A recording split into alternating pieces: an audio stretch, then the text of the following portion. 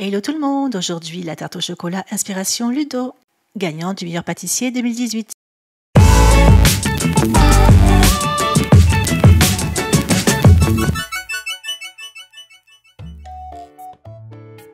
Maintenant que j'ai fait l'acquisition du Thermomix TM6, je ne rate pas l'occasion de m'en servir pour faire toutes mes pâtes sucrées et salées d'ailleurs.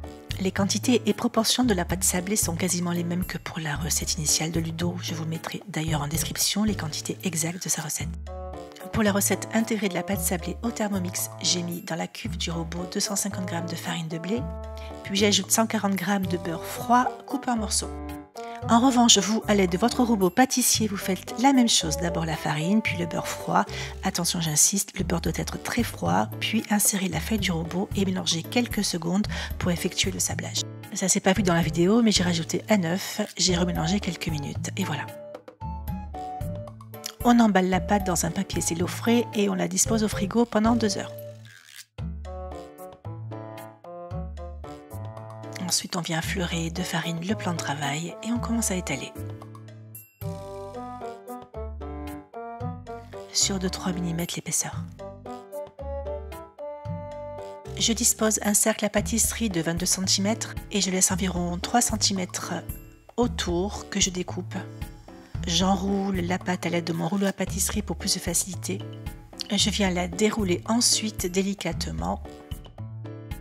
Je la mets en forme. Attention, gardez les chutes de pâte, vous pouvez vous en servir pour faire des sablés avec n'importe pièce, pourquoi pas. Aidez-vous pour enlever le surplus de pâte avec le rouleau à pâtisserie, ça donne un fini un peu plus régulier. Et on égalise avec un couteau bien coupant. Je vais la mettre au congélateur pendant 15 à 20 minutes maximum. Et on va s'occuper de la ganache au chocolat. On aura besoin de 120 g de crème liquide entière, 50 g de lait, 2 œufs, 12 g de beurre et 120 g de chocolat noir à 70%.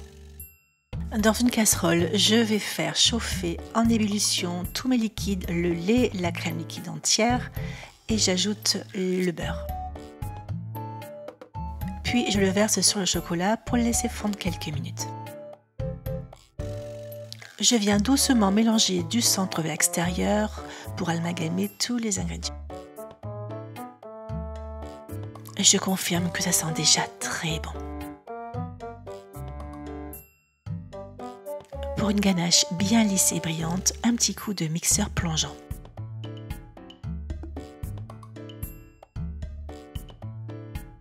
Dans un saladier, on vient battre les 2 œufs.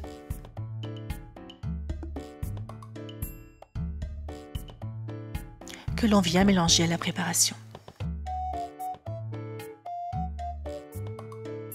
Et voilà ce que vous devriez obtenir, une belle ganache bien onctueuse.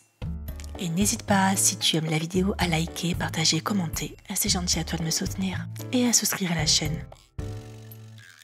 J'ai fait évidemment préchauffer mon four à 160 degrés avant d'y mettre mon fond de tarte à cuire pendant 30 minutes en chaleur tournante. Je laisse bien refroidir mon fond de tarte et j'y ajoute ma ganache. Vous avez vu comme c'est d'une simplicité, peu d'ingrédients pour un maximum de gourmandise. À l'aide d'une spatule coudée, j'étale ma ganache de façon uniforme.